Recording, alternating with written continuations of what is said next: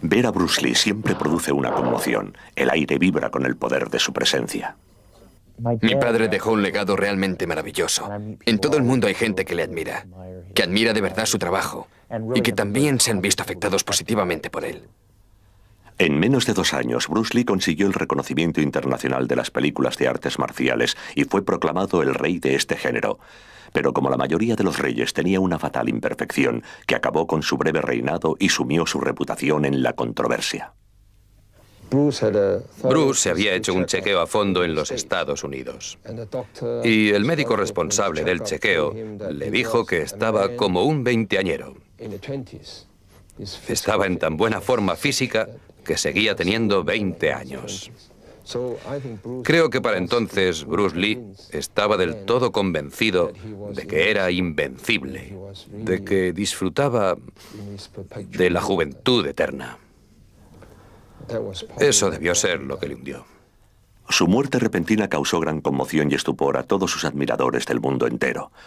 Hasta que se pudo hacer una investigación oficial, todas las preguntas se topaban con un silencio que dio pie a fantásticos y exóticos rumores. Cuando finalmente se publicó, el veredicto no resultó nada satisfactorio. Según este críptico veredicto, la causa del fallecimiento de Bruce Lee fue muerte accidental. La misteriosa vida de Bruce Lee. Me llamo Lee, Bruce Lee. Nací en San Francisco en 1940. Ahora tengo 24 años. ¿Y trabaja en el cine de Hong Kong? Sí, desde los 6 años de edad, más o menos. Antes de empezar su obsesivo estudio de las artes marciales, Bruce Lee fue una estrella de cine infantil en Hong Kong. Nacido con legado artístico, interpretó su primer papel de protagonista a la edad de 6 años. Incluso a tan temprana edad, eran evidentes el talento y el carisma naturales que luego harían de él una estrella.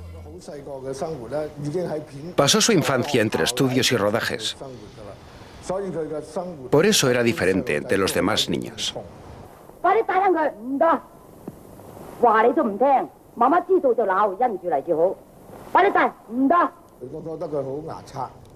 Al principio me pareció que era un cara dura, pero luego cuando lo conoces bien, te das cuenta de que es alguien muy interesante. Lee interpretó papeles muy variados, incluido un ingenuo Romeo, un payaso y un tipo desenvuelto al estilo James Dean.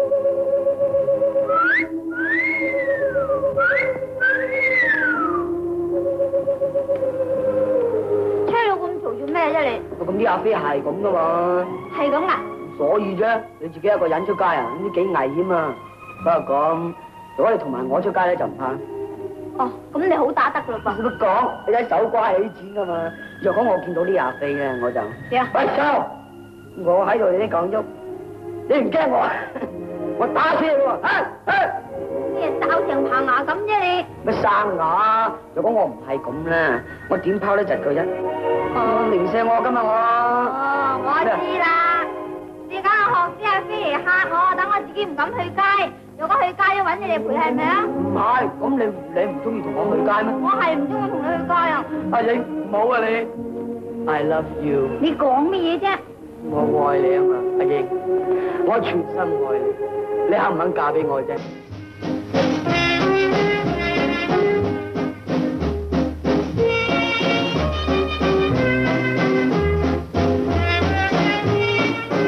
做咩細路？我想買飛啊嘛，買飛？你今年幾歲啊？我12歲啊，12歲啊？你唔睇得㗎？我點解唔睇得啊？我而家我冇錢買飛啊，有錢都唔賣俾你噶嘛。凡係未人成年嘅細路咧就唔准睇噶。細佬，如果你想睇，遲幾年大個咗先嚟睇啦。玩第樣嘢，睇咪唔睇得好架勢啊？咁啊，細路仔，想睇電節目啊？想我點啊？佢話唔賣飛俾細路哥嘅喎，佢唔賣飛俾你咩？唔好。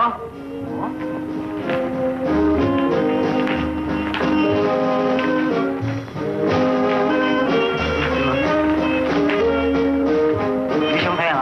梗係想睇啦，梗係啊！人哋去街冇錢點得㗎？哎呀，怕你啊，前世欠負你啊，自己喺床頭櫃攞啦。你識唔識呢啲字？識。一寸光陰一寸金，寸金難買寸光陰。識唔識解？解啊？係。解一寸金咁啊，即係一寸金啊！啊，寸金難買寸光陰。咁佢買啲光陰嚟做咩啫？嗱，我解俾你聽啊。Su familia llevaba varias generaciones en el mundo del espectáculo.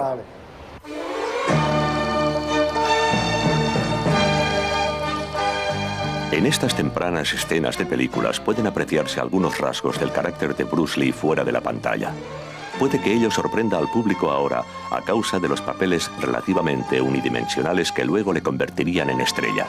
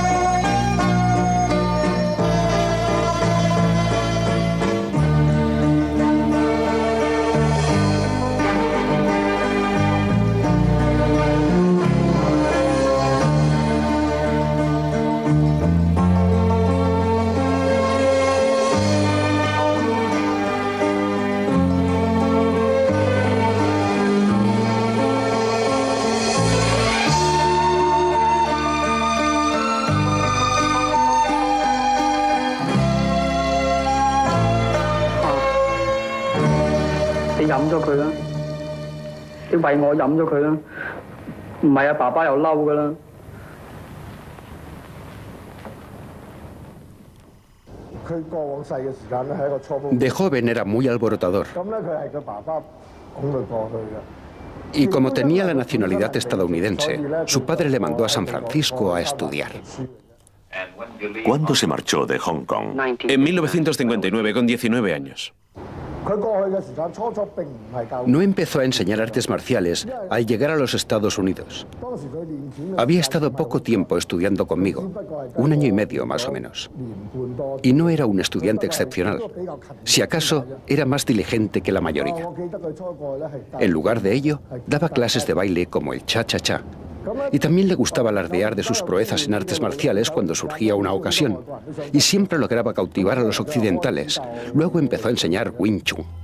El Wing Chun es una de las más sencillas formas de artes marciales chinas. Se basa más en el ahorro de movimientos que en florituras.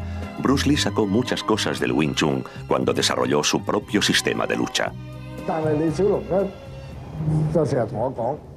Cuando era mi alumno, siempre quería lecciones particulares sin los demás, lo que era muy egoísta por su parte. En consecuencia, rechacé su petición, ya que todos los que vienen a estudiar deben recibir siempre la misma atención. Al darse cuenta de que era reacio a ello, Bruce ideó un modo más bien perverso de llegar a su fin. Cada día, al salir del instituto, iba corriendo a mi casa, en Moncourt Row, antes de que llegaran los demás. Pero no entraba a verme. Cuando veía que llegaban los demás, bajaba las escaleras. Entonces yo vivía en la segunda planta. Les decía que yo no estaba y se iba con ellos. Después de despedirse de ellos en la parada de autobús, volví a mi casa para una clase sin nadie más. Como pueden ver, era un chico listo. En 1959, Bruce Lee se vino a Seattle, que fue donde lo conocí. Los dos íbamos a la escuela técnica Edison. Después de que lo conociera, empezó a enseñar a otro grupo de personas y empezamos a organizar exhibiciones. En una exhibición en la escuela había un aficionado al karate en el público y este se ofendió por algunas cosas que estaba diciendo Bruce Lee y resolvió que iba a desafiar a Bruce. El tipo ese estaba convencido de que Bruce Lee le tenía miedo. Ya sabe, esa clase de tipos que piensan que si no quieres pelear es que tienes miedo. Así que el tío siguió acosando a Bruce en la escuela y finalmente obligó a Bruce a aceptar una confrontación. Bruce quería pelear en la escuela. Le dije que no era una buena idea y acordamos que el combate se haría en la Inca. Y recuerdo que uno de los muchachos dijo, un muchacho japonés, dijo que una vez arreglado este lío, no iban a dejar que volvieran a suceder cosas así. Todo el mundo estuvo de acuerdo, excepto el aficionado al karate, que estaba sentado ahí con un aire muy serio y grave, como si estuviera en otro lugar, ni siquiera quería hablar. Este es el edificio donde tuvo lugar el combate entre Bruce Lee y el karateka. Sugerí yo este lugar porque Bruce quería pelear en la escuela y si lo hacíamos allí, había muchas probabilidades de que surgieran problemas. Así que el combate tuvo lugar en este edificio. Y esta es la entrada por la que entramos en el edificio. Entramos y fuimos a la cancha de balonmano, que era donde habían acordado pelear, porque allí nadie iba a molestarlos y había sitio suficiente. Entramos todos juntos. Ed, Bruce, Howard y yo entramos por esta puerta. Esperamos a que el tipo se cambiara de ropa. Llegó Bruce. Se quitó los zapatos, se quitó la camisa, hizo unas cuantas flexiones de piernas y nos quedamos esperando a que el tipo entrara en la sala. Al cabo de un rato llegó el karateka en su uniforme de karate. Y se pusieron de acuerdo en que Jesse hiciera de árbitro, aunque por otra parte Jesse estaba con Bruce e iba a ser el árbitro. Pero supongo que todo el mundo pensó que Jesse sería justo y así quedó decidido. Acordamos también que yo me ocupara de controlar el tiempo, así que me quité el reloj, lo puse delante, ya saben. Me tocaba decir, bueno, empezad. Así que dije, ¿preparados? Empezad. Levanté la vista y vi al tipo ese dirigiéndose hacia Bruce y colocándose en guardia. Después solo hubo puñetazos. El tipo ese recibió un puñetazo que le estrelló contra la pared y Bruce seguía golpeándolo. La cabeza del tipo se bamboleaba como una calabaza y movía los brazos como si fueran alas. A mí me pareció que no podía hacer nada. Estaba acabado. Cuando se cayó de rodillas en el suelo, Bruce le dio una patada directa, como cuando se chuta una pelota. Le dio una patada en la cara y el tipo se dio la vuelta y cayó de espaldas. En el momento en que Bruce le dio la patada, alguien gritó, ¡no! El tío se cayó de espaldas, inconsciente. Grité, ¡alto! Y todo terminó. Nos quedamos ahí mirando. El tipo estaba tumbado como si estuviera muerto. Nos miramos unos a otros. Lo miramos a él y dije, ¡mierda! Bruce Lee era una gran atracción multitudinaria para la promoción de torneos. De veras, tenía la fama y el talento. Hacía flexiones con 2 dedos, cosa que yo no podía hacer con 4, y que tampoco puedo hacer ahora. Una vez hizo una demostración de un puñetazo a 1 pulgada de distancia con Jack Dutcher, un tipo de 100 kilos, que era mi instructor. De veras causó una gran sensación entre el público. Tanta fuerza en un cuerpo tan pequeño contra un tipo de 100 kilos. Vi a Bruce Lee hacer una exhibición en el torneo de Jun-Ri. Ya lo había visto antes hacer esta clase de técnicas. Me quedé muy impresionado porque lo conocía. La mayoría de la gente no se daba cuenta de lo que veía, pero se quedaban asombrados, de veras, se quedaban boquiabiertos. La mayoría de los practicantes de karate estaban en contra de Bruce Lee porque era diferente de lo que ellos hacían. Ellos eran como robots, mientras que él era como una flexible serpiente. Podía gesticular, rebotar, saltar, agacharse. Utilizaba el boxeo, la lucha, todo. Por eso era tan buen practicante de las artes marciales. Pero no todo el mundo se alegraba de que Lee estuviera revelando a occidentales los secretos de las artes marciales chinas. Una vez estaba haciendo una exhibición en un teatro. Bueno, solía pedir a gente que se acercara y le ayudara en la exhibición. Demostraba su velocidad con los directos. Se ponía a metro o metro y medio de distancia y pedía al voluntario que bloqueara el directo. Y nadie podía parar el golpe. Nadie. Había un maestro de Kung Fu en el público y pensó que le estaba desafiando a él y a los practicantes de Kung Fu. Para entonces ya había empezado a enseñar a occidentales. Pero ellos pensaban que el Tai Chi solo se debía enseñar a chinos. Así que eligieron a un maestro de Tai Chi que entonces acababa de llegar de Hong Kong para que luchara contra Bruce Lee.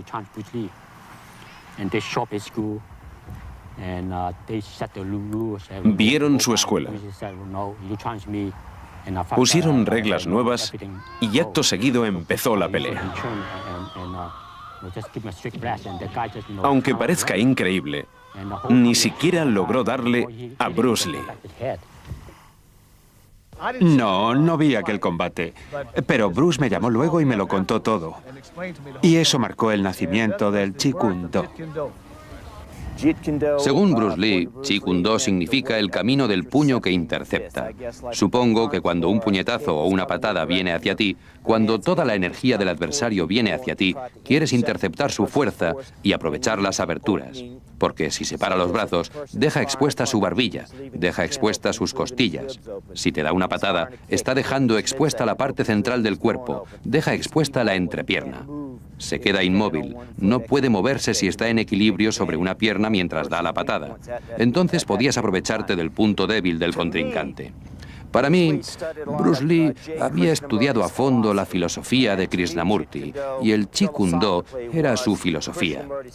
Era una combinación que incluía taekwondo, patadas, boxeo, juegos de piernas, pasos de baile. Utilizaba mucho las técnicas de golpes directos de Wing Chun. Así que, en mi opinión, el Jeet Kune Do de Bruce Lee es una combinación de todo lo mejor, desde el punto de vista filosófico, desde el punto de vista deportivo y desde el punto de vista de las artes marciales. Bruce Lee, mi novia y yo fuimos a verlo a su casa. Bueno, empezamos a practicar un poco. Me preguntó lo que sabía, se lo dije. Sé un poco de Hung, un poco de Shaolin. Básicamente no era un desafío porque en chino no lo llamamos desafío, sino carta de presentación, como darse la mano.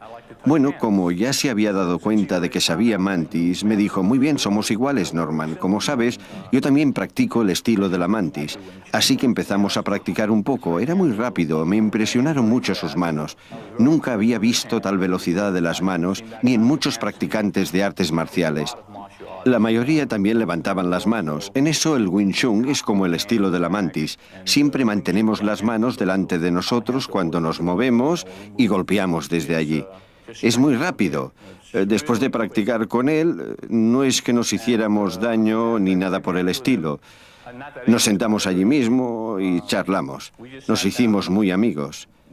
Le dije, ¿sabes, Bruce? Cuando se lo cuente a los chicos de Nueva York, ya sabes, y él dijo, diles lo que quieras. Si quieres decirles que pudiste conmigo, adelante. Si quieres contar que te gané, adelante. Al haberme dicho algo así, me di cuenta de que no le importaba lo que la gente pudiera pensar de él. Dijo que me iba a enseñar una de sus patadas. Le dije, vale, me pongo detrás del saco de arena grande. Bueno, ahí estaba ese pequeñajo, ya saben, pesaba unos 60 kilos y... Bueno, ni siquiera en Nueva York no había muchos practicantes de kung fu o de karate que pudiesen moverme si me ponía detrás del saco de arena grande. En fin, me dijo algo como, ¿preparado? Le contesté, preparado. Y dio una estupenda patada lateral y casi salgo disparado por la puerta. Así, aunque fuera la sorpresa o lo que fuese, me quedé muy impresionado. Quiero decir, que un pequeñajo como él pudiera hacerme mover así. Ha habido tipos de 90 o 100 kilos que no pudieron hacer que me moviera. Me quedé realmente impresionado. Luego me enseñó sus patadas. Ponía 5 o 6 tablas juntas.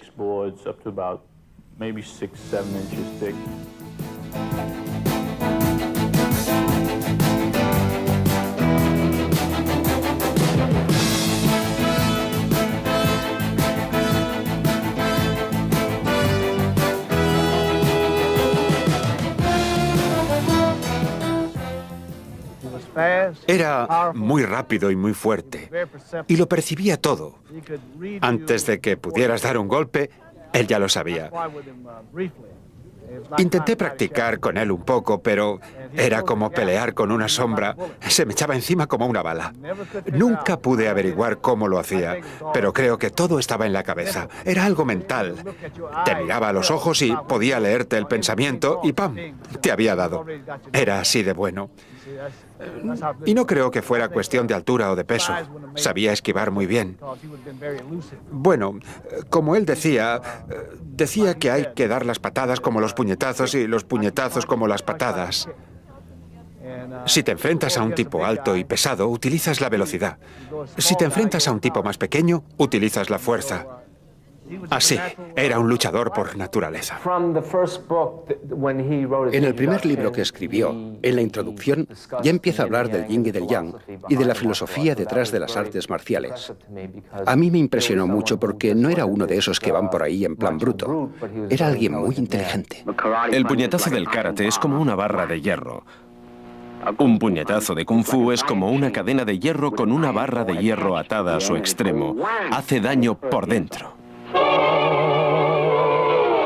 Fue durante una de esas exhibiciones que Hollywood descubrió a Bruce Lee. Rápidamente se organizaron unas pruebas en las que también participó Van Williams para la serie de televisión El Avispón Verde, de Green Hornet. Ahora sus dotes como actor podían trabajar conjuntamente con sus capacidades físicas.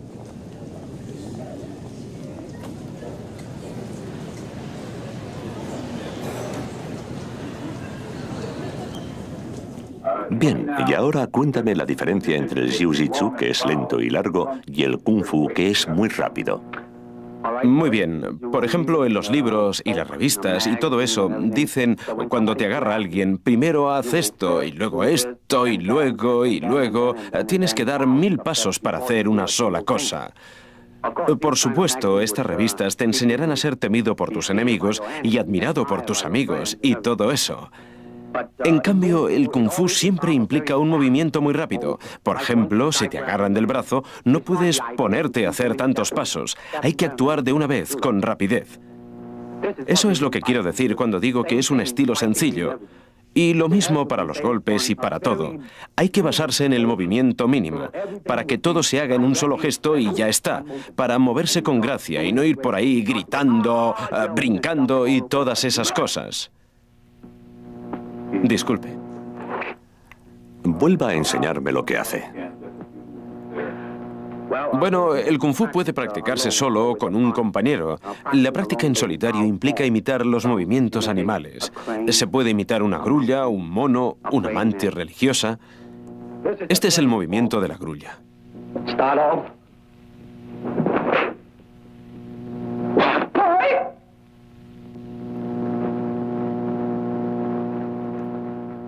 Estos son algunos de los movimientos en cuestión. Estos son algunos de sus perfectos movimientos en cuestión. Me alegra saberlo. También está el tigre. Se empieza como un tigre. Con la misma coordinación. Estos son algunos de los movimientos. Con el Avispón Verde, los occidentales no solo pudieron ver por primera vez a Bruce Lee, sino también el Kung Fu chino. Y a las 7:30 empezará el zumbido de los viernes con El Avispón Verde. Ese justiciero que lucha contra el crimen ayudado de su compañero Kato nos cautivó a todos en una de las series más largas de la televisión.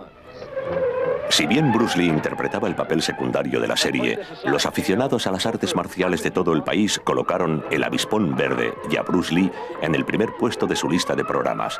Algunos incluso interrumpieron clases para ver la serie.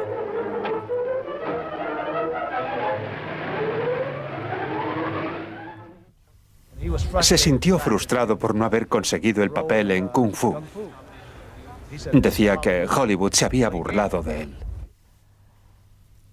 Al darse cuenta de que sus oportunidades en Hollywood estaban menguando, Bruce Lee se volvió hacia Hong Kong en busca de un eventual trabajo en el cine. Su amigo de infancia, Unicornio Chan, trabajaba en la mayor productora de cine de toda Asia, los estudios hermanos Shaw. El principal producto de acción de los estudios consistía en películas épicas de lucha con espada ambientadas en la antigua China, aunque empezaban a aparecer algunas películas de combate sin armas. Las expectativas de Bruce Lee chocaron con la dura política empresarial de los hermanos Shaw y no llegaron a un acuerdo. ¿Qué? ¿$10.000 por película? Verás, aquí todos los novatos empiezan con $200 de Hong Kong al mes. Lo siento, quiero $10.000 más las dietas. Mira, somos la más grande productora en Extremo Oriente. Tenemos el dinero. Juntos podemos hacer películas con clase. Ya hablaremos más adelante.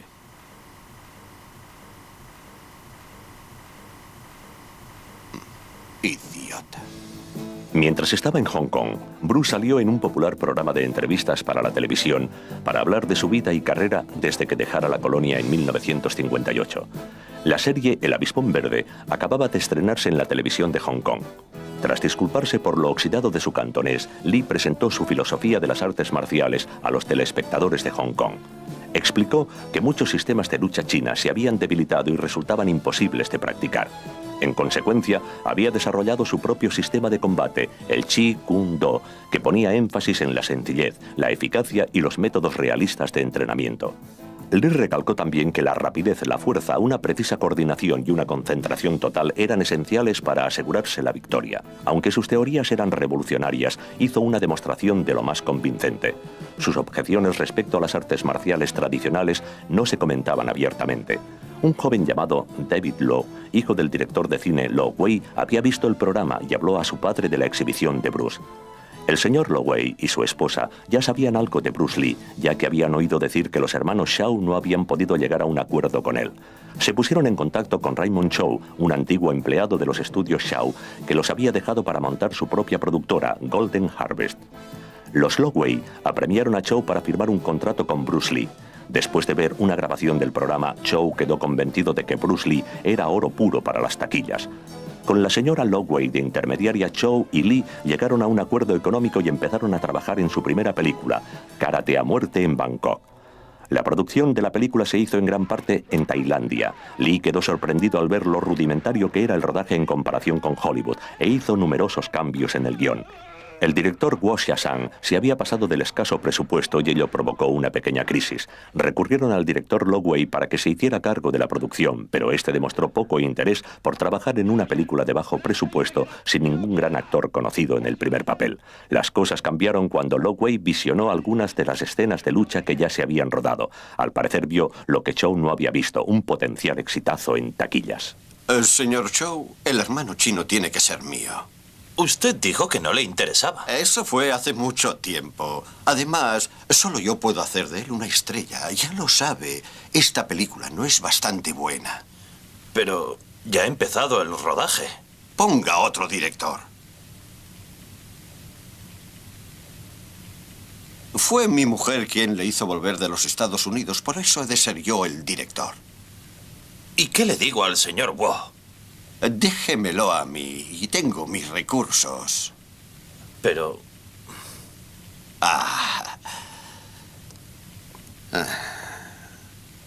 Señor Chow, estoy hablando de negocios a largo plazo.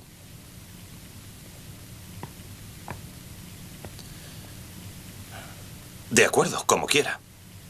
Lockwood se había dado cuenta del potencial de Bruce Lee como estrella. En consecuencia, le dieron el primer papel y con un nuevo director al mando y un nuevo equipo técnico, se reanudó el rodaje de Karate a muerte en Bangkok con un nuevo dinamismo y resolución.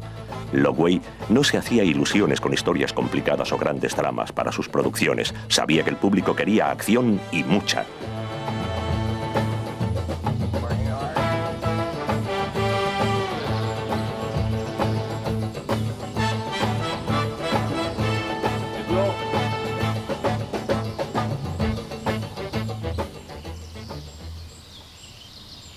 Señor Lo, ¿con qué ángulo vamos a rodar? Pregúntaselo al cámara. ¿Y luego qué hacemos? Pelear, pelear, pelear. El producto final no se parecía en nada a todo lo que había podido ver el público de Hong Kong. Karate a muerte en Bangkok superó a todas las películas anteriores, locales o extranjeras, que se habían proyectado en la colonia. De la noche a la mañana, Bruce Lee se convirtió literalmente en una sensación en Hong Kong. Lo que había empezado como un desvío provisional en su búsqueda del éxito en Hollywood le ocupaba ahora todo el tiempo. Los primeros intentos para estrenar la película en países no asiáticos fueron acogidos con reticencia. A los eventuales compradores no les impresionaban las cifras en las taquillas de Hong Kong y no acababan de ver cómo una película china podría hacer dinero fuera de Asia. Pero después de ver los resultados en una sala extranjera, cambiaron rápidamente de parecer. El primer progreso verdadero se hizo en Beirut. Allí conseguí un trato mundial para Karate a muerte en Bangkok. La película funcionó bien y de repente todo el mundo volaba a Hong Kong para comprar películas de Kung Fu. Eso fue el primer progreso.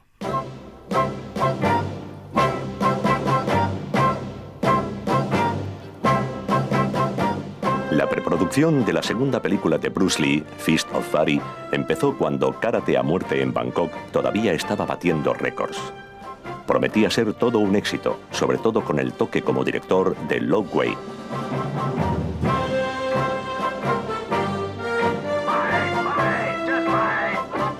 Una vez más, Bruce Lee interpretaba el papel de un solitario incomprendido que por sí solo defiende a los chinos de las injusticias a las que son sometidos. Esta vez se trata de los japoneses que invaden China. En la vida real, Bruce Lee siempre había manifestado su desagrado hacia el robo cultural cometido por los japoneses y su constante hostilidad hacia China.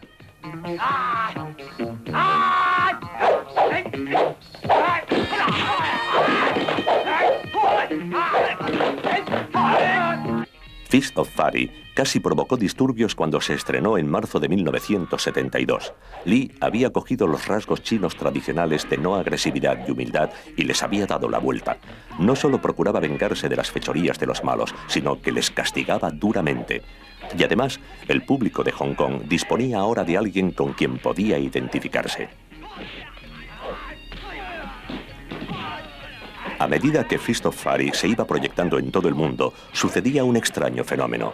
En muchos países como Grecia, Filipinas o México, las películas exteriorizaban la ira reprimida de la gente hacia los malos de la película, sustituyendo a los japoneses por los enemigos locales tradicionales.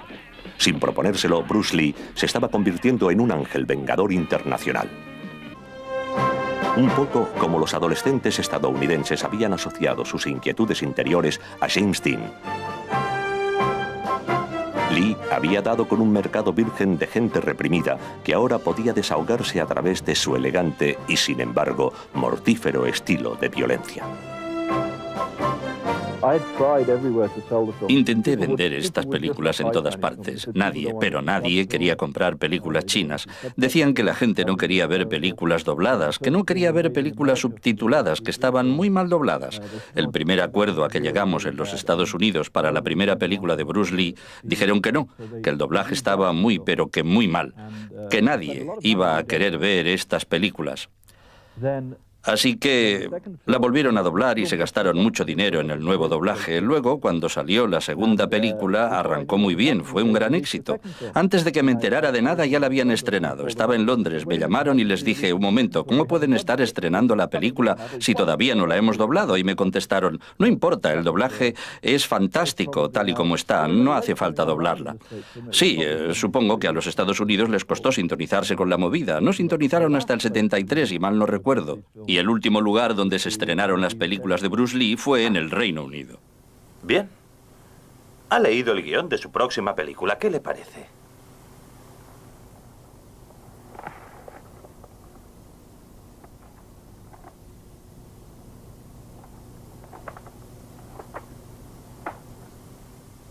Señor Chow, lo siento, pero esto no es para mí. ¿Pero por qué?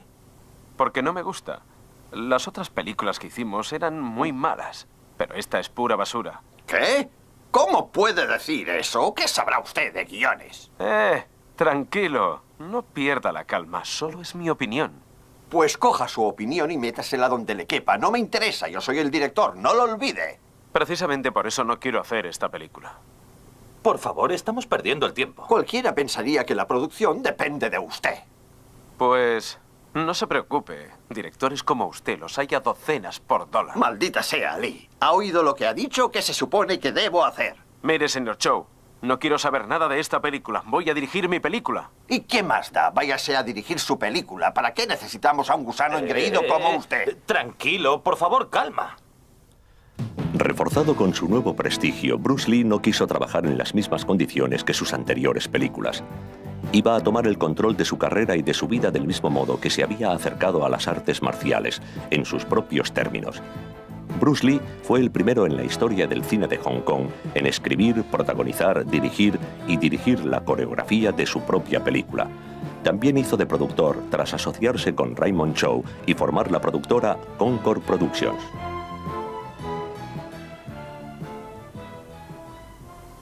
Muy bien.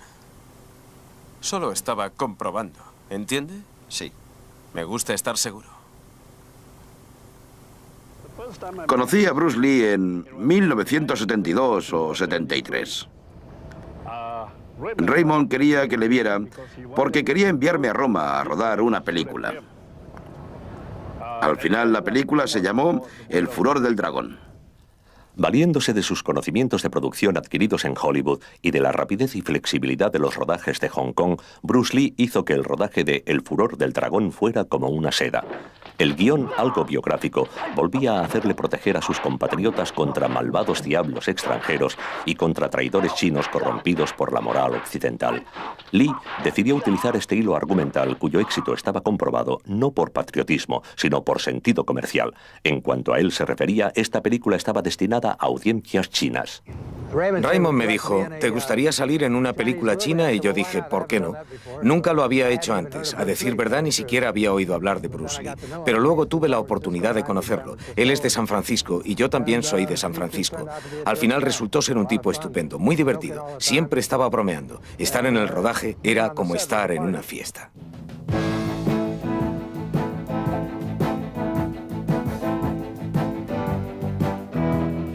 La había escrito él, por supuesto, y la dirigió también.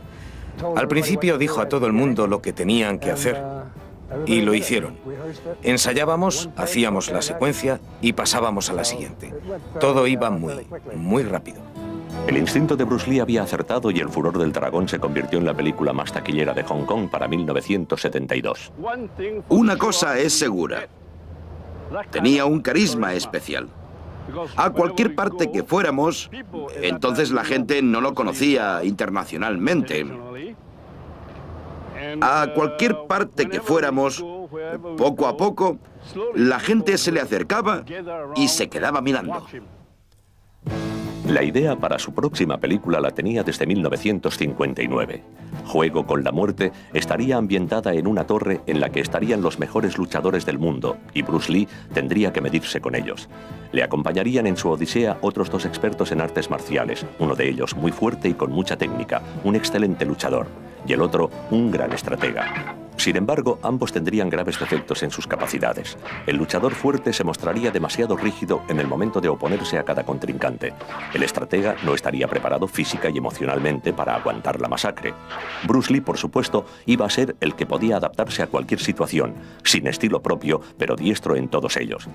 Empleaba la analogía del bambú, fuerte pero flexible. Entre los actores que iban a hacer de oponentes estaban Dan Inosanto, Ge Junhai, fundador del Hapkido, y la estrella del baloncesto, Kareem Abdul-Jabbar. Durante el rodaje de Juego con la Muerte, Hollywood se percató de los logros cinematográficos de Bruce Lee y el rodaje se suspendió momentáneamente. Cuando yo estaba en Hong Kong, él salía en la portada de todas las revistas. No solo de las revistas de artes marciales o de cine, sino en todas. Las de decoración, de jardinería, de mujeres. Con que supieran qué pasta de dientes utilizaba Bruce, ya tenían material para hacer un artículo. Tan de moda estaba. Estando en Hong Kong una vez, estaba comiendo cuando mi primo entró corriendo en el restaurante diciendo que Bruce Lee estaba en un restaurante al otro lado de la calle, enfrente de su tienda. Me sentí muy emocionado. Salí a esperarlo a la salida del restaurante. Obviamente nadie se había enterado porque yo era el único que le esperaba al lado de las escaleras. De repente salieron unos ejecutivos y más gente. Bajaron las escaleras corriendo y empezaron a subir a las limusinas. De repente percibí un olor de colonia a una milla de distancia. Miré en esa dirección y allí estaba, un tipo bajito con tacones para parecer más alto, y era Bruce Lee. Fue muy amable porque me dirigí a él y le dije, disculpe, señor Lee. Y él me miró y me preguntó qué compañía representaba. Le dije, no, solo soy un practicante de artes marciales. Soy de los Estados Unidos, estoy de paso aquí. Se puso a hablar en inglés y estuvimos charlando unos 5 minutos. Ya sabe, un tipo en el apogeo de su carrera, con gente que le estaba esperando en la limusina, y se toma un tiempo para charlar conmigo. Me sentí muy halagado. Fue muy amable por su parte. Y le dije, ¿sabe? La mayoría de las pelis chinas no valen nada. Y él me dijo, estoy de acuerdo contigo al 100%. Tenía un fuerte acento cantonés. Me llamó la atención su acento y pensé, vaya, ¿qué acento tiene? Y él me dijo, por eso estoy aquí con los de la Warner Bros. Vamos a hacer películas de artes marciales de gran calidad.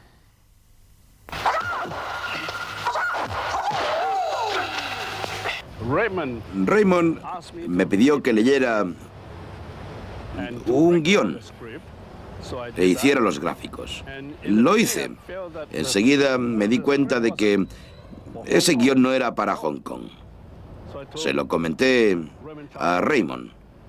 E incluso hice un presupuesto y todo eso. Entonces llegaron y empezaron a rodar. Bruce tenía muchas ideas. Y el director, Bud Krause, también. Empezaron a hablar del desarrollo del argumento, de las escenas. Bruce, sobre todo, daba consejos para las escenas de las peleas. Bruce Lee se encontraba finalmente en el camino que quería desde un principio, aunque en lugar de haber ido a Hollywood, fue Hollywood quien fue hasta él y como siempre en sus propios términos. La producción de Blood and Steel empezó en diciembre de 1972. Mientras que sus 3 primeras películas se habían hecho pensando en audiencias asiáticas, Blood and Steel, a la que luego Lee puso el título de Operación Dragón, estaba destinada al mercado internacional. Una vez durante una escena de pelea tenía que hacer algo con un extra y estábamos preparando la escena. Y Bruce quería que reaccionara más, que echara más la cabeza hacia atrás. Así, ¡boom!, que sintiera más los golpes. Me dijo, Jim, hay que sentir el golpe. Le dije, de acuerdo, tranquilo, esta vez me saldrá bien, ya verás. Y Bruce me dijo, voy a enseñarte, espera, te enseño lo que tienes que hacer con la cabeza. Y llamó a un tal Han. No me acuerdo su nombre. Era un extra y le dijo, dame el puñetazo. Y a mí me dijo, Jim, fíjate cómo echo la cabeza atrás. Fíjate bien. El extra tenía que darle un gancho de derecha, así, ¡boom! Bruce dijo, venga ahora. Y Han hizo ¡bang! Y el gancho le pilló a Bruce aquí, en la boca. Se le partió el labio y empezó a sangrar. Fue un accidente. ¿Sabe? Fue un accidente. A veces se producen accidentes. Pero Bruce no se mosqueó. Quiero decir, le pegaron durante ese rodaje.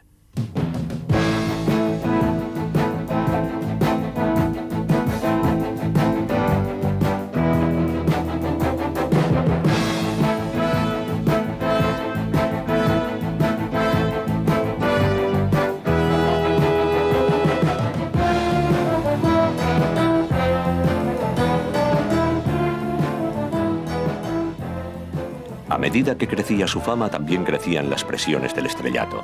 Desde Hollywood era usuario ocasional de cannabis, pero a medida que aumentó el estrés, también aumentó su consumo de marihuana y hachís.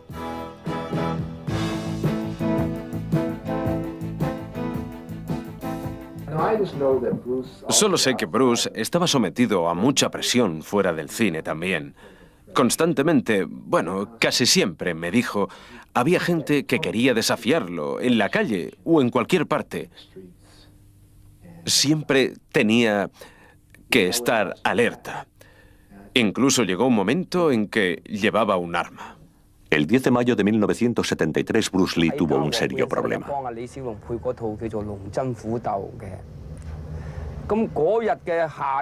Estaba trabajando con Bruce Lee en el doblaje de Operación Dragón. Acabábamos de empezar a comer cuando oímos gritos que venían de los servicios de la planta de arriba. Fuimos corriendo a ver lo que pasaba. Vimos a alguien tumbado al lado de la taza del váter y era Bruce Lee. Lo cogimos y lo llevamos a la sala de doblaje y lo acostamos en el sofá.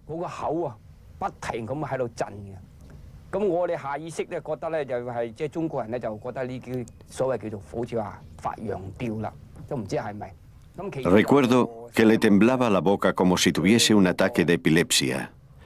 Uno de los chicos le introdujo una cuchara en la boca. Luego llegó el productor y se lo llevó al hospital.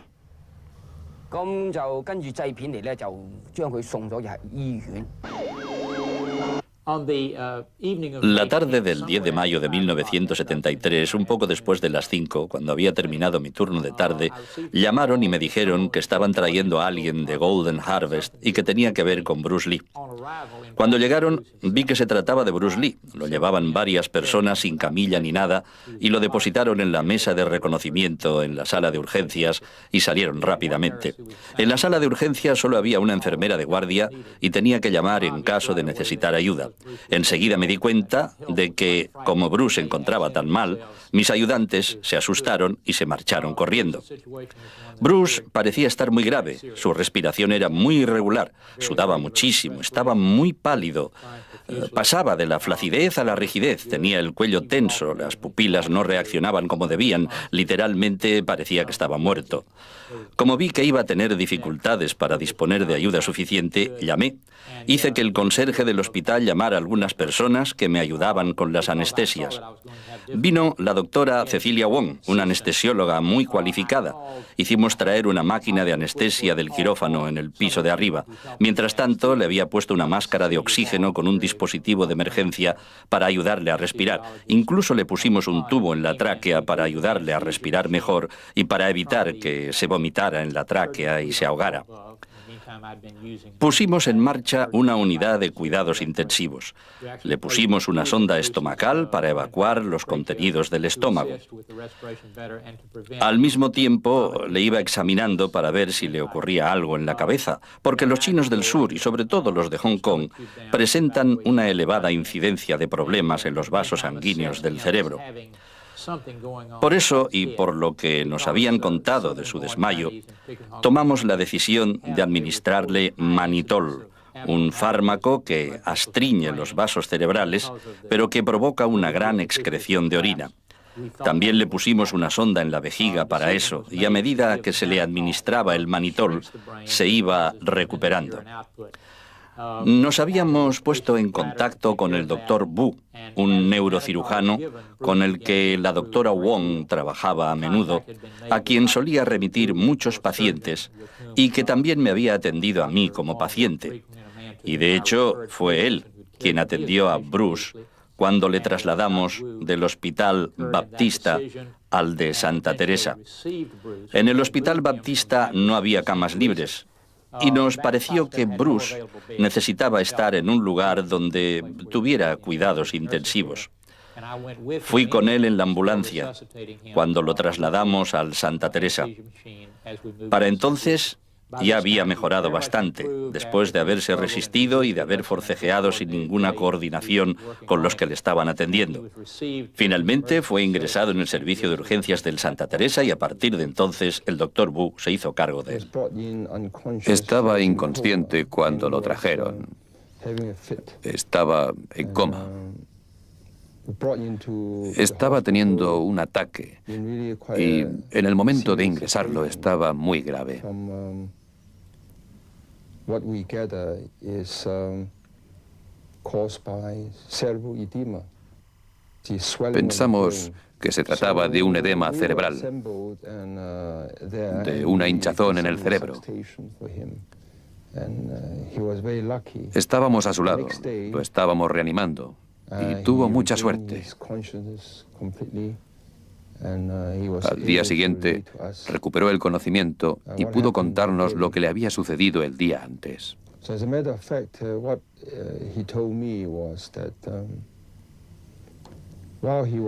De hecho, me dijo que mientras estaba rodando la película, había masticado un par de hojas que alguien le había dado y que eran hojas de hachís y que se había mareado y había tenido náuseas.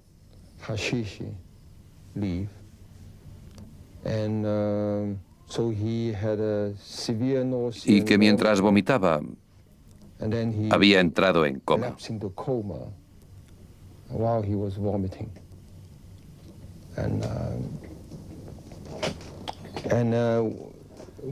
Obtuvimos una muestra de lo que vomitó y encontramos una gran cantidad de hachís.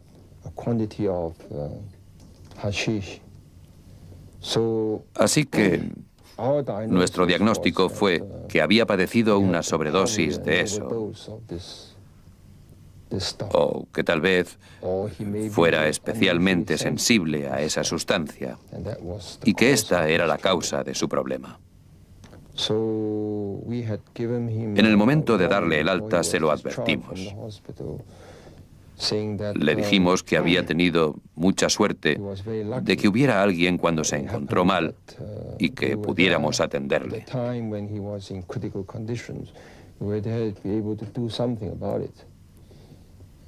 De no haber recibido asistencia médica, habría muerto. Bruce se marchó de Hong Kong poco tiempo después. Según tengo entendido, se fue a la costa oeste para hacerse más exámenes. Después no volví a verle en relación con esta dolencia. Bruce se había hecho un chequeo a fondo en los Estados Unidos. Y el médico responsable del chequeo le dijo que estaba como un veinteañero. Estaba en tan buena forma física que seguía teniendo 20 años. Creo que para entonces Bruce Lee estaba del todo convencido de que era invencible, de que disfrutaba de la juventud eterna. Eso debió ser lo que le hundió. Una vez terminada Operación Dragón, Lee volvió a trabajar en Juego con la Muerte. Era una película que había hecho con un jugador de baloncesto, Juego con la Muerte, e iba a acabarla conmigo. Y no iba a acabar conmigo enseguida. Había distintos niveles. Estábamos hablando de cosas espirituales, distintos niveles de conciencia a medida que íbamos subiendo los niveles de ese templo que había levantado. Creo que ya habíamos hecho 1 o 2 niveles e íbamos subiendo. Junto a Bruce Lee, la protagonista femenina iba a ser la sex symbol taiwanesa Betty Ting Pei. Nos encontramos una vez delante del hotel. Estaba con su mujer y con Raymond. Este nos presentó a todos y así fue nuestro primer encuentro. Una vez me lo dijo, pero no le hice mucho caso. Se quejaba de que tenía migrañas. Y yo le decía, vamos, estás en plena forma. Estás mucho más en forma que yo, no te preocupes. La segunda vez fue en un restaurante japonés. La noche anterior yo tenía que irme al día siguiente, así que le dije, tranquilo, no te preocupes. Si no te encuentras bien, iremos a cenar cuando vuelva. Yo tenía que irme a Londres. Mi mujer iba a tener un hijo. Iba a volver al cabo de un tiempo, pero él se empeñó. No, iré a cenar contigo, allí estaré. Vino a verme a casa para hablar del guión de Juego con la Muerte, de la que íbamos a ser los protagonistas. Esa noche estaba con Raymond Chow. Es el director del Golden Harvest con Bruce. Bruce también era socio. Tenía el 50%, más o menos. Raymond y yo estábamos sentados en silencio. No teníamos mucho que contarnos y le pregunté, ¿dónde está Bruce? Él me dijo, ya tendría que estar aquí. Y le dije, ¿por qué no le llama a ver qué ocurre? Pero él dijo, no sé dónde está. No está en casa, está con otra mujer. Bruce me dijo que le dolía la cabeza, así que le di un analgésico. Luego me preguntó si podía descansar un rato en mi cuarto.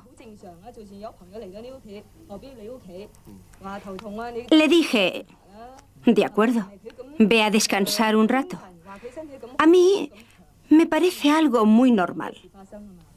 Si tuvieras a un amigo en casa y se encontrara mal, también le ofrecerías un analgésico. Y le dije, ¿tiene el número? Pues llámele. Así que fue a llamar y Betty Timpey, así se llamaba, se puso y dijo, no puedo despertarle. Raymond dijo, inténtalo otra vez, le esperaremos un poco más. Esperamos media hora, tomamos más sake y cerveza o lo que fuera. Finalmente volvió a llamar. Le dije que volviera a llamar y dijo que ella no conseguía despertarlo. Y yo dije, hay que llamar a una ambulancia. La noche del 20 de julio me llamó, ya muy avanzada la noche, un médico que se identificó como interno del hospital Queen Elizabeth.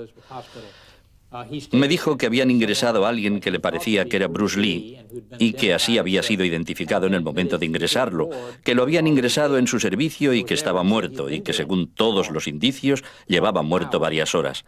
Decía que estaba muy preocupado porque no tenía historial médico ni nada para ayudarle, que había encontrado mi tarjeta encima de él y que me llamaban a ese número. Me preguntó de qué había atendido a Bruce y me pidió que le contara todo lo que pudiera serle de ayuda. Le di la información. Y recuerdo que me preguntó mi opinión. Y es muy poco corriente que un chino le pregunte su parecer a un extranjero. Le contesté que eso iba a provocar grandes problemas. Que si Bruce ya estaba muerto y que si no había nada que él pudiera hacer para ayudarlo clínicamente, que tuviera cuidado y fuese discreto en el momento de firmar cualquier documento. Estaba convencido de que este acontecimiento iba a suscitar mucha atención y que la discreción era esencial. Le dije que se pusiera en contacto con alguien de alto nivel en la administración del hospital para que se hiciera cargo de las cosas a partir de ese momento. Insistí en que no tocara el cuerpo ni administrara medicación si estaba seguro de que había fallecido. También insistí en que no pusiera su nombre en nada. Bruce había empezado la velada en el apartamento de Betty Timpey con Raymond Chow, la típica reunión de trabajo y lectura de guión. No me pasó por la cabeza que esa información no fuera cierta. Entonces, en el curso de la velada, Bruce había empezado a encontrarse mal y había ido al cuarto de baño, estando Raymond presente todavía en el apartamento. De hecho, incluso había ido a acostarse porque se encontraba mal. Pienso que no fue razonable por su parte. Si se encontraba tan mal, tenía que haber ido a ver a un médico o haber vuelto a casa, pero tal vez creía que iba a encontrarse mejor enseguida. Más tarde, Raymond se marchó del apartamento para acudir a otra cita de negocios. Finalmente, Betty fue a ver cómo estaba Bruce y no solo se lo encontró dormido, sino que éste no respondía. Se asustó, aunque no sé si sabía cómo ponerse en contacto con Raymond, ni si éste tenía un busca, y no creo que tuviéramos móviles en esa época. De todos modos, consiguió hablar con él y, siguiendo su consejo y también su propia iniciativa, llamó a su médico personal, el doctor Eugene Chu. El doctor Chu acudió al apartamento. No sé si le dijeron que iba a atender a Bruce Lee, pero según tengo entendido, cuando llegó, Bruce estaba ya muerto. Ha habido discusiones sobre si había intentado reanimarlo o no, pero según me dijeron, Bruce ya estaba muerto cuando llegó. El doctor Chu dijo a Betty que llamara enseguida a una ambulancia del gobierno. Cuando llegó la ambulancia, su apartamento estaba en un edificio de varios pisos en medio de otros edificios, por lo cual meter a alguien en el ascensor y bajarlo desde un piso superior ya era toda una hazaña de ingeniería. Pero el conductor de la ambulancia lo consiguió. No certificó la muerte. Se llevó el cuerpo de Bruce al hospital Queen Elizabeth. Quién escoltó el cuerpo y todo eso no tengo ni idea, pero cuando llegó al Queen Elizabeth, que es el hospital con el mejor servicio de urgencias, o lo era en los tiempos de la Commonwealth británica, lo llevaron a una sala de urgencias muy bien equipada y activa, y estoy seguro de que lo reconocieron enseguida, ya que su cara estaba en todos los carteles y revistas de la ciudad. De hecho, lo ingresaron en él sin que nadie hubiera certificado su muerte. Yo no presencié estos acontecimientos y solo pude deducirlo de lo que me contaron, pero en mi opinión, lo que pasó fue que ahí había un famoso en un estado muy grave, de lo más grave. Estaba muerto. Y ya sabe, nadie quiere asumir la responsabilidad de pronunciarse en este sentido. Así que pasas la pelota al compañero porque tampoco quieres perjudicar al paciente demorando los cuidados y esperas que ya habrá acabado tu turno y estarás a 100 kilómetros de ahí cuando empiecen a reconstruir los hechos y quién hizo qué. He visto este síndrome tan a menudo en Hong Kong que creo que eso fue lo que pasó. Estaba tumbado en la cama, bien vestido, sin ninguna señal de violencia o de lucha. Cuando lo vi, me pareció que estaba dormido. Le hice un reconocimiento rápido y cuando le examiné las pupilas, me parecieron muy dilatadas. Y cuando le escuché el corazón, no se oían latidos, así que era evidente que le pasaba algo. Intentamos reanimarlo. Le hicimos masaje cardíaco, pero era evidente que no servía de nada, así que rápidamente hice llamar a una ambulancia para llevarlo al hospital público. Un poco después de medianoche me llamó Raymond Chow. Me contó lo que había pasado y yo le dije que ya me habían llamado del hospital Queen Elizabeth. Me dijo que él y la señora Lee, Linda, estaban muy afectados, por supuesto, y que quería hablar conmigo. No me dijo exactamente por qué, pero dadas las circunstancias, me pareció que no podía negárselo. Al cabo de unos minutos, llegaron a mi casa. El señor Chow estaba muy afectado y tenía una idea del porqué. Eran buenos amigos y Bruce estaba también muy metido en sus negocios. Tal vez incluso era socio, así que me daba cuenta de que había importantes cuestiones económicas en juego, además de la pérdida personal. Y Linda, por supuesto, estaba destrozada. Y aunque se comportó con un gran control de sí misma, en varias ocasiones rompió a llorar durante nuestra conversación. Quería saber si me parecía que tenía bastante información como para decirle si lo que le pasaba era lo mismo que la primera vez que lo atendí. Le dije que solo podía suponerlo y que lo habían declarado muerto en el momento de ingresarlo en el Queen Elizabeth. Quería que le asegurara que no se había omitido nada que se hubiese podido hacer en términos de su anterior tratamiento. Estuve hablando con otro médico que pertenece al equipo de reanimación y le dije: Don, se llamaba Don, Don, te apuesto lo que quieras a que Bruce volverá. Y espero que también estemos para atenderlo. No estoy convencido de que lo vaya a dejar. Dije, seguro que vuelven a ingresarlo. Y Don me llamó y me dijo: Peter, lo que me dijiste se ha hecho realidad esta mañana. Bruce ha muerto. Cuando sacaron su cadáver, estaba tapado con una sábana blanca. La aparté con cuidado y, como había luz, lo vi muy bien. Tenía las dos manos contraídas, con los puños apretados. Le cogí las manos y se las crucé. Luego, aparté la sábana para mirarle las piernas y vi que también tenía los dedos de los pies contraídos, como alguien que acaba de tener un ataque.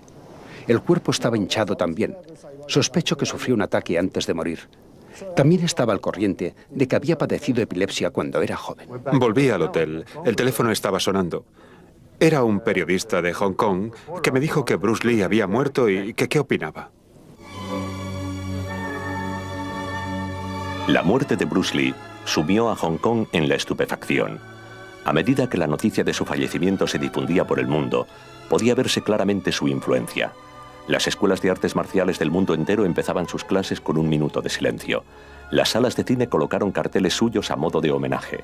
Los aficionados al cine organizaron vigilias fúnebres a la luz de las velas. El 24 de julio se celebraron funerales públicos en Hong Kong.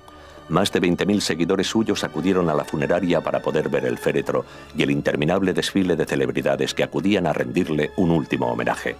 La viuda de Lee, Linda, y sus 2 hijos, Brandon y Shannon, asistieron a la ceremonia vistiendo el atuendo tradicional chino de luto. Linda siguió los rituales de la ceremonia sin quejas. Desgraciadamente, un escándalo había estallado en la prensa. En un primer momento, Raymond Chow y Linda Lee habían dicho que Bruce se había desmayado en su casa y que murió luego en el hospital. Otras noticias dijeron que Lee había muerto en casa de la sexy actriz Betty Ting Pei, con la que se rumoreaba que mantenía una relación. Lo que añadió más leña al fuego fue que los 2 estaban solos la noche en que Bruce murió. La prensa china se desbocó. Al mismo tiempo, sus seguidores en todo el mundo empezaron a hacerse preguntas sobre la repentina muerte de Bruce. ¿Había habido juego sucio? ¿De veras había muerto?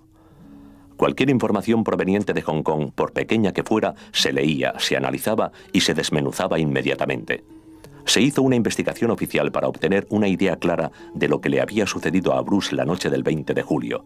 Se invitaron a forenses de lugares tan lejanos como Inglaterra a comunicar sus hallazgos en las pruebas realizadas sobre el cadáver de Bruce.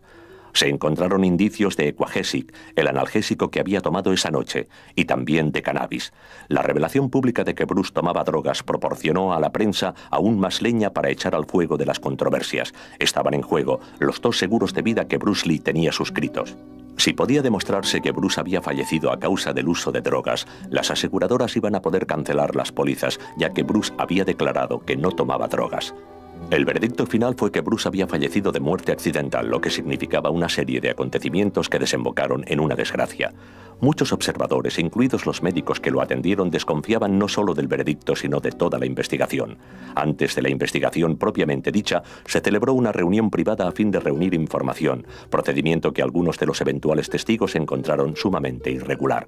La decisión del jurado fue que Bruce había muerto a causa de una hipersensibilidad a alguno de los componentes presentes en las pastillas de Equagesic que se había tomado. Convocar una vista cerrada antes del juicio oficial, de la que se excluye al público, sugiere que se pueda estar intentando manipular las pruebas. No estoy diciendo que ocurriera, sino que toda esta situación me hizo sentirme incómodo. La persona que presidió de algún modo la vista fue el Dr. Tier, que según tengo entendido era un patólogo forense muy conocido, que se había hecho venir especialmente de Inglaterra para que declarara como especialista. El Dr. Tier condujo la discusión y dijo que no había ningún caso autentificado de muerte, y me refiero a casos autentificados en toda la literatura médica, de muerte provocada por el uso de cannabis, marihuana, hachís o de cualquier derivado químico del mismo grupo contenido en estas sustancias, plantas. También dijo que, a su parecer, como Hong Kong era una especie de microcosmos, sin mucho peso específico en cuanto a decisiones médicas o legales, y que, como la mayoría de la profesión médica en Hong Kong tenía credenciales de otros países, tendrían que tener mucho cuidado como comunidad médica antes de publicar una declaración firme de que Bruce Lee, un actor tan famoso, había fallecido a causa del cannabis o de uno de sus derivados. Y además, teniendo en cuenta que, según los análisis químicos del contenido del cuerpo de Bruce, había fuertes indicios no solo de un derivado del cannabis, sino también de Equagesic. El fiscal me informó que en la autopsia se había encontrado la misma sustancia en el estómago. Pero, por supuesto, el resultado de la investigación del fiscal fue que había muerto de hipersensibilidad a un medicamento que había tomado, el Equagesic, que es un analgésico, un medicamento contra el dolor. En Oriente, millones de personas toman Equagesic.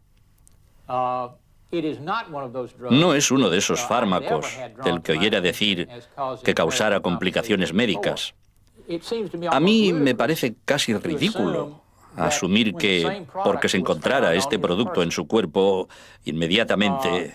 Bueno, no debería decir inmediatamente, ya que según tengo entendido, la autopsia se hizo el lunes mientras que había muerto el viernes, que fue cuando se tomaron las muestras. Así, si todavía se encontraron indicios de cannabis que no se habían degradado para entonces, tenemos que asumir que tenía cantidades significativas en el cuerpo. Llegar de repente y sacar a relucir al Equagesic, a mí me parece un intento deliberado de eludir lo obvio. Y si el motivo para ello es que no había casos anteriores registrados de muertes provocadas por el cannabis, me parece un razonamiento descabellado. En mi opinión, ello iba a hacer que la gente que tomaba Equagesic sin problemas iba a tener miedo, y también que los discípulos de Bruce Lee iban a eludir enfrentarse a la evidencia. También se planteaba el problema de la validez de los pagos de los seguros de vida. Por supuesto, no quería que su familia quedara privada de lo que les correspondía en cuanto a primas pagadas. Al mismo tiempo, se sabe que Bruce había reconocido haber tomado cannabis, por lo cual su propia declaración confirma nuestra primera impresión. También sabemos que había ido a la costa oeste de los Estados Unidos, donde, según parece, un neurocirujano le había dicho que esa droga era inocua y que él también estaba experimentando con drogas, alucinógenos en aquellos tiempos, porque los encontraba muy relajantes. Así, a mí me parece muy descabellado llegar a la conclusión del Equagesic cuando estos otros indicios resultaban tan obvios. Puede que sea una opinión prematura por mi parte, pero no entiendo cómo pudieron llegar a la conclusión del Equagesic. Quiero decir, para llegar a una conclusión así, harían falta muchos más datos. En los meses que siguieron a la investigación, la prensa de Hong Kong dedicó una atención exagerada a los rumores que rodeaban la muerte de Bruce Lee. Ha fallecido la superestrella Bruce Lee. Se levantaron barreras para contener a las multitudes que acudieron a la funeraria de Kowloon. La despedida de un actor. Hoy sus seguidores lloraron. Los famosos inclinaron la cabeza y la viuda iba de blanco. Lee tenía cannabis en el estómago. Bruce Lee estaba enfermo. El famoso actor chino Bruce Lee llevaba 2 meses enfermo antes de su muerte. La investigación Lee, Betty volverá a ser citada. Del veredicto sobre Lee depende $1 millón. Si la investigación determina que murió por haber tomado drogas peligrosas... Bruce Lee, víctima de los ninjas, un asesino japonés, una planta venenosa en la noche. ¿Le obligaron a inhalar cocaína? Incluso se habló de una forma de matar más increíble todavía, el golpe mortal de efecto retardado. Según otros rumores, Bruce Lee encontró la muerte durante una pelea a muerte con mafiosos de una tríada. Algunos siguen pensando que Bruce Lee todavía sigue vivo y que lleva una vida de recluso en algún lugar remoto de China.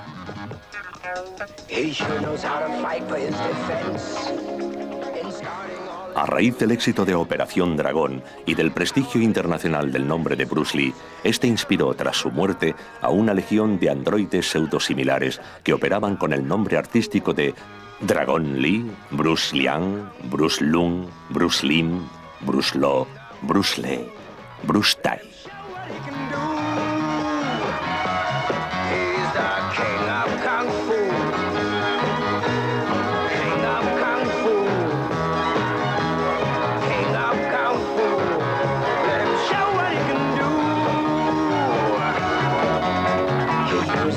Human capability with a fingertip sensitivity. His kung fu courage set in motion. It's a massive dynamic explosion. Power fills his eyes as he strikes terror with his cries. He's the king of kung fu. King of kung fu. King of kung fu. Let him show what he can do. He's the king of kung fu. King of kung fu. King of kung fu. El mejor y más popular de todos sus imitadores fue Bruce Lee, escrito L.I. en lugar de L.E.E., que también recreó la vida de Bruce Lee en esta película. Siempre digo a los productores: Bruce Lee es mi ídolo. Me gusta. Le admiro. No me hagan salir en esas porquerías de películas.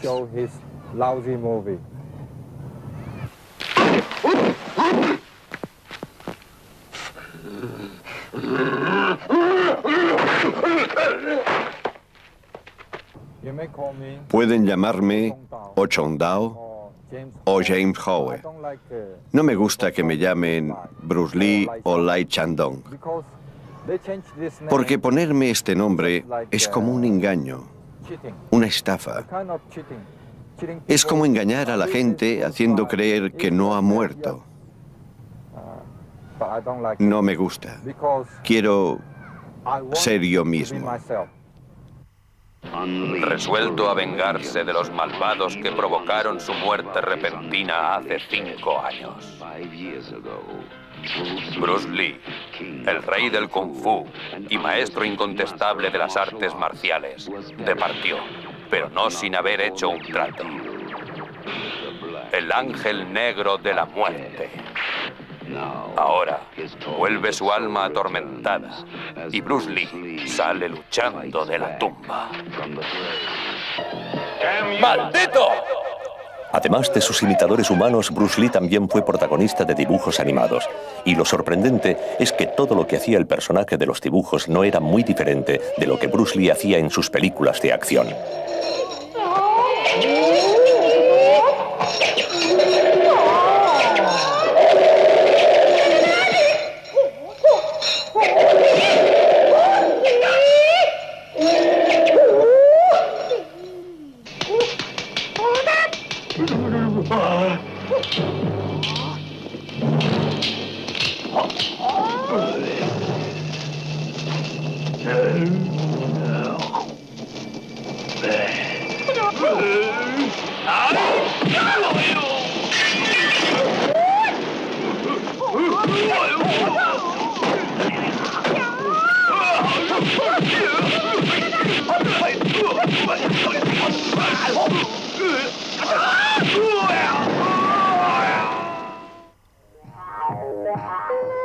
Esta película india fue un homenaje psicodélico al maestro de las artes marciales.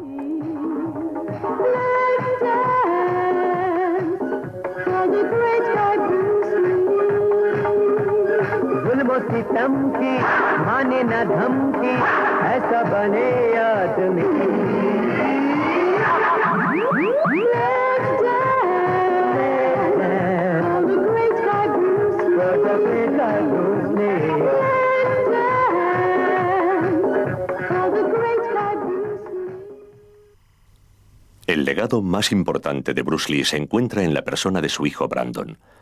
Brandon Bruce Lee había admirado a su padre y le resultaba difícil separar el mito, del que oía hablar, del ser humano de carne y hueso que tan brevemente había conocido. El joven Lee no quiso convertirse en actor de artes marciales ni hacer películas de acción. Estudió arte dramático en el Emerson College de Boston y tomó clases de interpretación en Nueva York con el propósito de ser un actor serio. Pero tuvo dificultades en obtener los papeles que quería. Finalmente, decidió aprovechar su legado único y tomar un atajo en su carrera haciendo unas cuantas películas de artes marciales con la intención de pasar luego a filmaciones más serias. Esta decisión le llevaría finalmente a la muerte.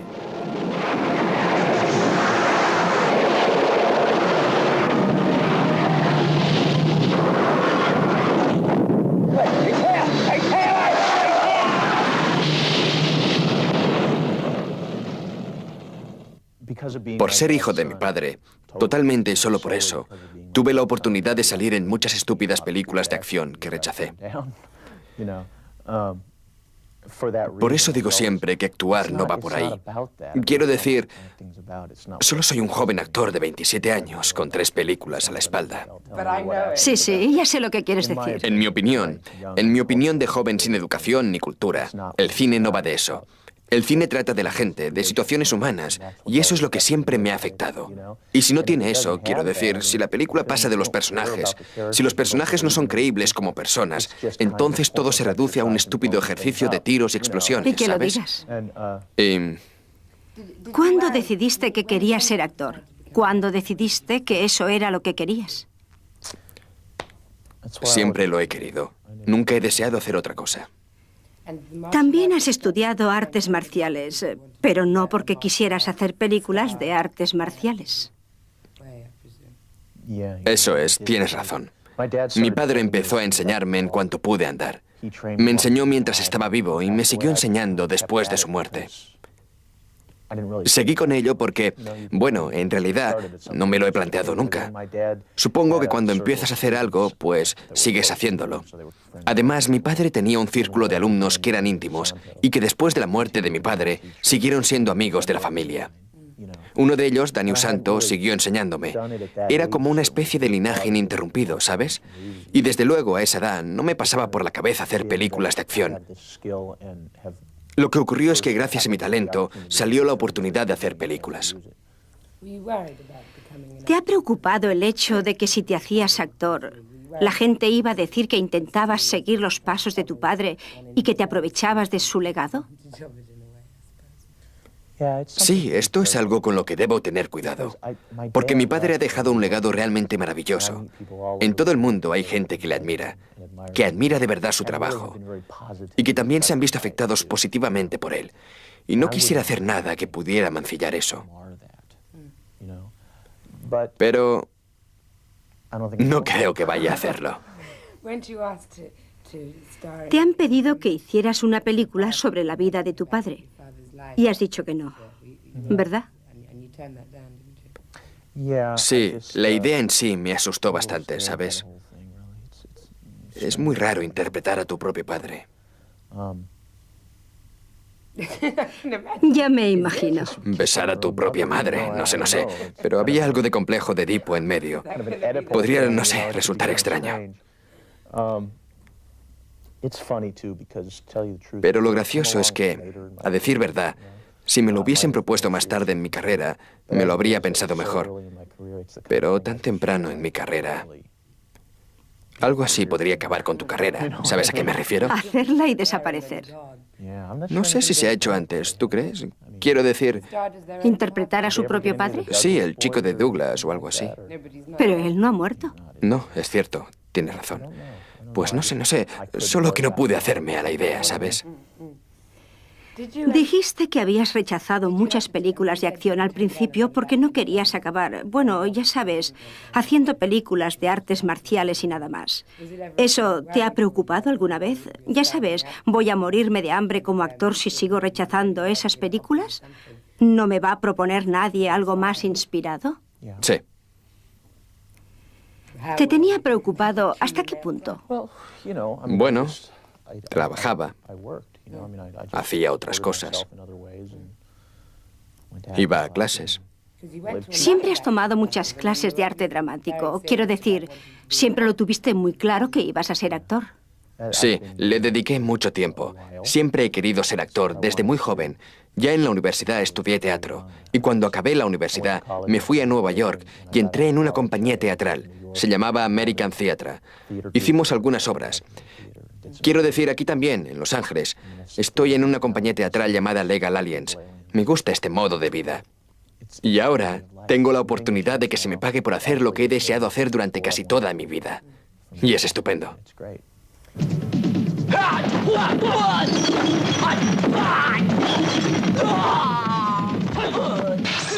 Yo mismo soy muy aficionado al cine de acción. Disfruto con esas películas. Como decía antes, algunas de esas películas se quedan cortas en cuanto a desarrollo de los personajes y del argumento. A veces ni siquiera me importa, pero si no vas a darme esto, procura ser innovador en las escenas de acción. ¿Sabes lo que quiero decir? Al menos, dame buenas escenas de acción. Aunque desgraciadamente eso no siempre ocurre.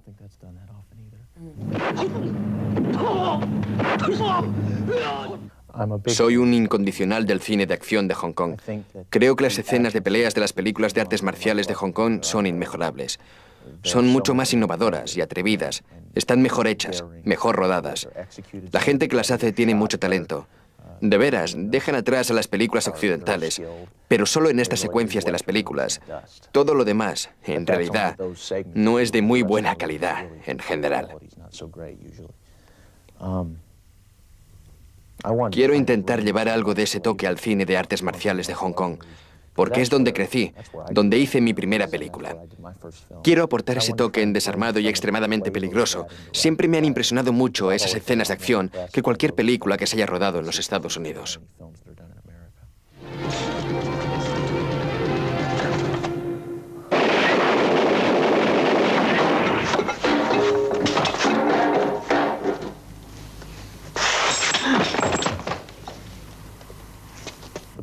El problema de hacer películas de artes marciales en la época moderna son las armas. No importa lo bueno que seas. Si estás a más de metro, metro y medio y tengo un arma, estás acabado. Y quería ser fiel a eso, porque odio los comandos tipo Schwarzenegger con sus armas automáticas, que no aciertan ni una. ¿Sabes lo que quiero decir? Es como morder el polvo delante de ellos. Si lo hacen a menudo, pierdes el público y yo me voy. Adiós. ¿Viste aquella película de artes marciales en que un tipo hacía...? Oh, sí, es estupenda, como en las películas tradicionales. ¿Sabes? Una vez estaba sacando unos movimientos con el nunchaku. Es como coger una toalla y tirarla en el aire. Y se dobla sola.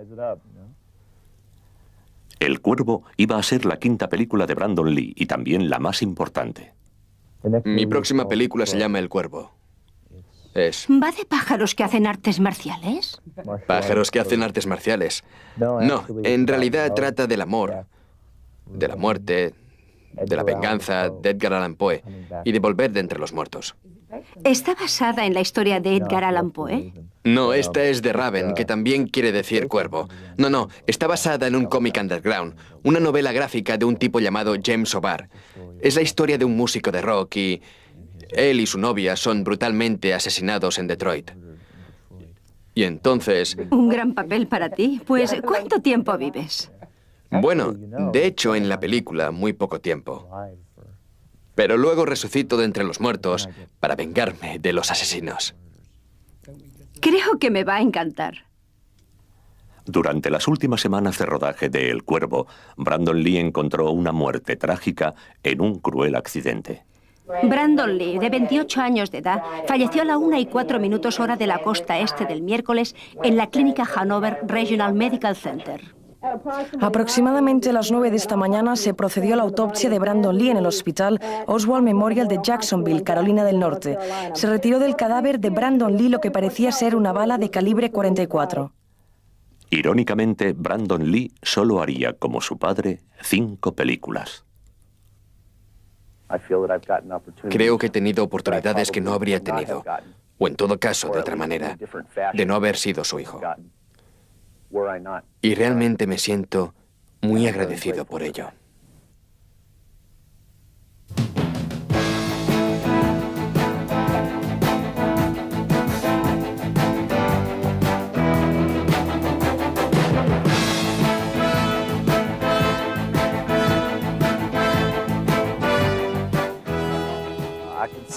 Le considero, y con mucho, el mejor de todos. E incluso para los que no le consideran el mejor, está en el número 1 de la lista de candidatos a ser el mejor.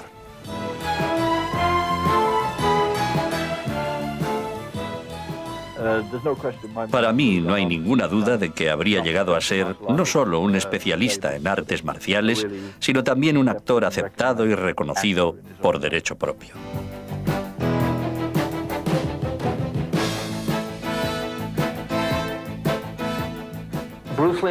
Visto ahora, Bruce Lee fue un tipo pequeño que se forjó a sí mismo como un gigante.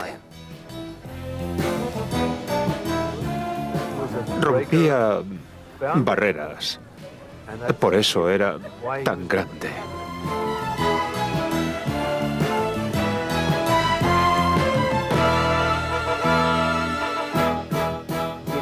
Nos dejó un gran legado a todos los practicantes de artes marciales y para el negocio también. Él hizo que las artes marciales se volvieran muy populares. Muchos de mis estudiantes empezaron a practicar artes marciales inspirados por las películas de Bruce Lee.